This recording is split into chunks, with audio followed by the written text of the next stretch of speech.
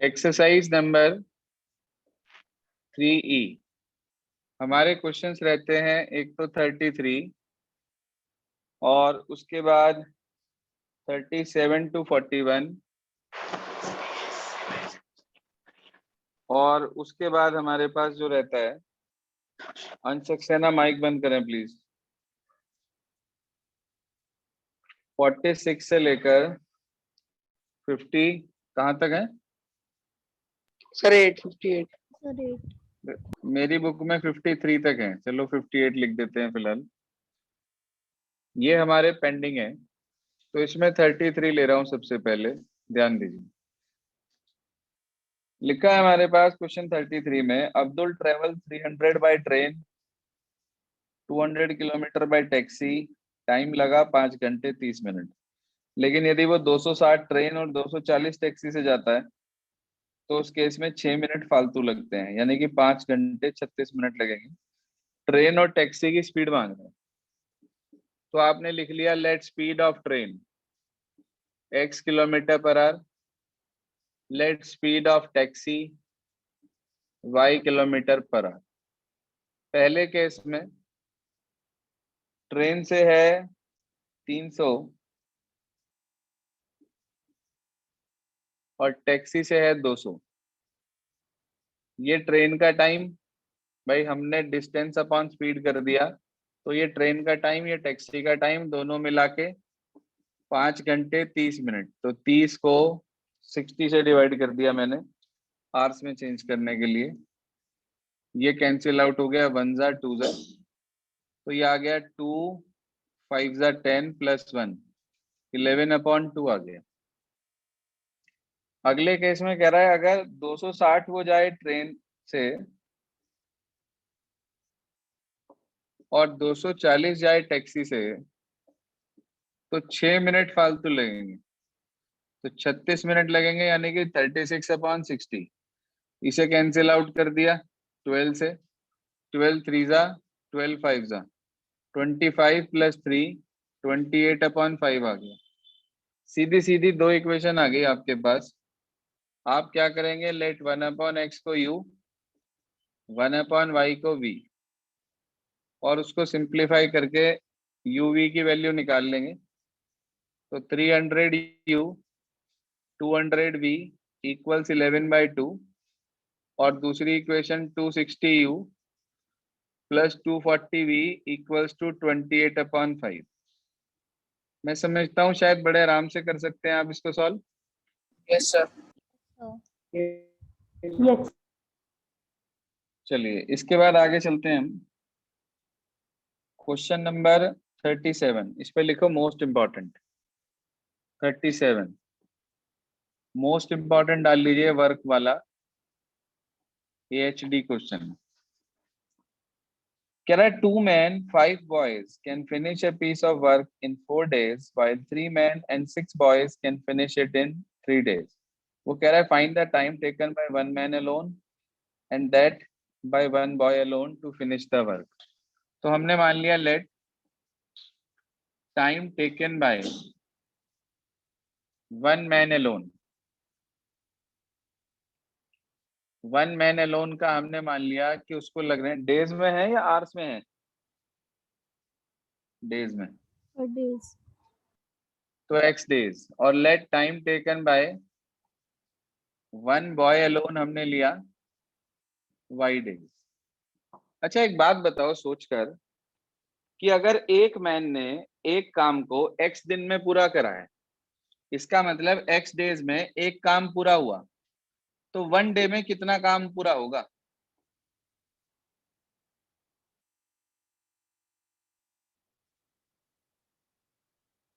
हाँ जी, unitary method लगाओ। x days में एक काम हो रहा है, तो 1 डे में कितना काम होगा, 1/x। तो आप कहेंगे 1 मैन्स 1 डे वर्क 1/x, और 1 बॉयज 1 डे वर्क, एक लड़के का एक दिन का काम, वो कितना होगा 1/y। ये इस तरह के क्वेश्चन में लिखे जाने वाली 4 कॉमन लाइंस हैं। जो हर क्वेश्चन में इस तरीके से लिखी जाएंगी वर्क वाले में, कि एक आदमी का एक दिन का काम दे दिया, ले लिया हमने x, एक लड़के का एक दिन का y, दोनों का एक एक दिन का वर्क निकाल लिया। अब पहले केस में देखकर बताओ कितने मैन कितने बॉयज हैं।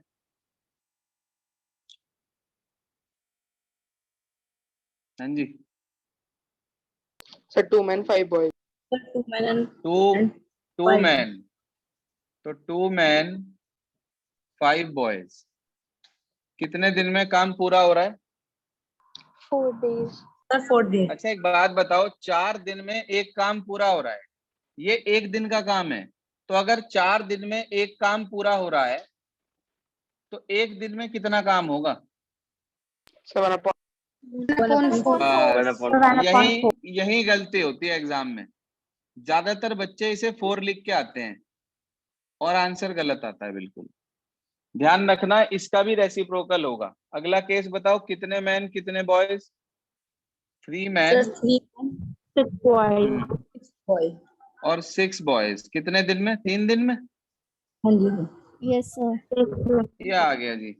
अब वही लेट कर लेंगे आप, 1/x को u और 1/y को भी, और इसकी 4 की 3 की इधर मल्टीप्लाई कर देना, सिंप्लीफाई करके u भी आ जाएगा, उसका रेसिप्रोकल करके xy आ जाएगा। पूरा करने की जरूरत तो नहीं है। No, sir. Yes sir. चलिए, ये था क्वेश्चन नंबर 37। अगला बहुत आसान है, 38, 39 और 40 तीनों एक जैसे हैं। एक करा रहा हूं 39, बाकी दोनों आप खुद करेंगे, सुनिए ध्यान से।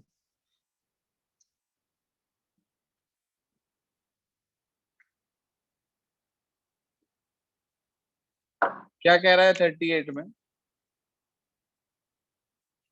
उसने कहा length of room exceeds its breadth by 3। जो लेंथ है रूम की वो ब्रेथ से 3 ज्यादा है। अच्छा, आगे कह रहा है यदि लेंथ को 3 बढ़ा दें और ब्रेथ को 2 कम कर दें तो एरिया पे कोई इफेक्ट नहीं आता। अच्छा, ना तो हमें लेंथ पता ना हमें ब्रेथ, हमने मान लिया let length be x metre. ठीक है जी, लेंथ हमने लेट कर ली, लेंथ मान ली x मीटर, और लेट कर ली ब्रेथ वो मान ली y मीटर। क्या कह रहा है भाई क्वेश्चन में, कौन ज्यादा है? उसने Sir, कहा length लेंथ ज्यादा है जो breadth है से. ब्रेथ से 3 ज्यादा है, तो लेंथ में से ब्रेथ माइनस कर देंगे, इक्वल टू 3 आ गया। अगले केस में कह रहा है अगर लेंथ को 5 कम कर दिया जाए, सॉरी, अगर लेंथ को 3 इंक्रीज कर दिया जाए और ब्रेथ को 2 डिक्रीज कर दिया जाए, तो जो नया एरिया आएगा L इंटू बी कर कर, वो कह रहा है वो पुराने एरिया के इक्वल है, मतलब x इंटू वाई के। ये बात समझ में आई क्या भाई? ये लेंथ थी, ये ब्रेथ थी, तो जो एरिया होगा वो एक्स वाई होगा ओरिजिनल। उसने कहा लेंथ को 3 बढ़ाओ ब्रेथ को 2 कम करो, हमने लेंथ 3 बढ़ा दी, ब्रेथ 2 कम कर दी। वो कह रहा है जो नया एरिया आया वो पुराने एरिया के बराबर है। अगर वो कहता नया एरिया पुराने से 2 कम है तो हम यहाँ -2 कर देते। अगर वो कहता नया एरिया पुराने एरिया से 10 ज्यादा है तो हम इसमें 10 प्लस कर देते। नहीं आई बात समझ में? Sir, आ गई. Sir, आ गई. अगले अगले दोनों क्वेश्चन इसी कंसेप्ट पे बेस्ड हैं कि कुछ प्लस हो जाएगा एरिया में या कुछ माइनस। इसकी मल्टीप्लाई अंदर कर दो, X Y -2x plus 3y -6 equal to X Y. X Y get cancel by X Y, -2x plus 3y equals to 6. Now can you solve these two? Yes, sir. Yes sir. और आपको Yes, sir. Length breadth मिल जाएगी। ऐसा ही 39 है, ऐसा ही बिल्कुल 40 है, तो ये भी आराम से हो जाएंगे। ये अप टू 40 क्लियर हो गया हमारा। इसके बाद हम चलते हैं 41 पर। ये क्वेश्चन हमारा हो गया और ये वाला स्लॉट भी हमारा लगभग पूरा हो जाएगा 41 के बाद। कह रहा है railway half ticket cost half the full fair. क्या मतलब है भाई? जितनी पूरी टिकट का किराया है आधी टिकट का किराया सर उसका आधा है आधा होगा। उसका। बिल्कुल ठीक। कह रहा but the reservation charges is same on half ticket as on full ticket. मतलब पूरी टिकट पे जितना रिजर्वेशन चार्ज लगेगा आधी टिकट पे भी उतना ही रिजर्वेशन चार्ज लगेगा। आगे ये कह रहा है one reserved first class ticket Mumbai से दिल्ली की जिसकी कॉस्ट 4150 रुपए है, जबकि while one full and one half, एक पूरी और एक आधी मतलब डेढ़ टिकट होगी, उसकी जो कॉस्ट है वो 6255 है। तो वो ये कह रहा है फुल फेयर बताओ और रिजर्वेशन चार्ज बताओ। भाई हमें नहीं पता, देखो ध्यान से। हमने मान लिया let full fare be ₹X और let reservation charge be ₹Y। तो आप मुझे बता सकते हो फेयर फॉर हाफ टिकट कितना होगा?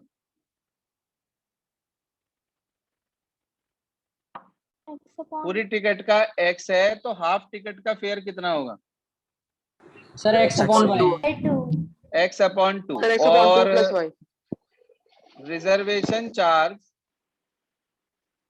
फॉर हाफ टिकट कितना होगा? अभी आप आगे की बात लेना, बोल लो। x upon 2 plus y। अरे यार कैसी कैसी बात कर रहे हो आप लोग, X कहाँ से आ गया इसमें? अभी तो मैं सिर्फ ये चार चीजें लिख रहा हूं कि पूरी टिकट का किराया इतना, आधी टिकट का किराया इतना, पूरी टिकट का चार्ज रिजर्वेशन ₹Y और आधी टिकट का भी ₹Y। ये तो अभी हमने सिर्फ डाटा तैयार करा। अब चलेंगे क्वेश्चन के हिसाब से। क्या कहा था उसने पहले केस में कि एक रिजर्व्ड फर्स्ट क्लास टिकट का किराया 4150 रुपए है। आप बताओ अब एक टिकट में क्या क्या जुड़ेगा? रिजर्व्ड सीट है, एक तो full fair yes sir. Sir plus reservation charge. और प्लस रिजर्वेशन चार्ज, तो उसकी वैल्यू है 4150। 4150 यही कहा था उसने। Yes sir. अब दूसरे केस में क्या कह रहा है वो कह रहा है एक तो पूरी टिकट रिजर्वेशन वाली मतलब यही X प्लस वाई, और एक आधी टिकट। अब बताओ आधी टिकट में क्या क्या जोड़ोगे आप? है रिजर्व्ड वो भी। Sir x/2 plus y 2.2 plus y।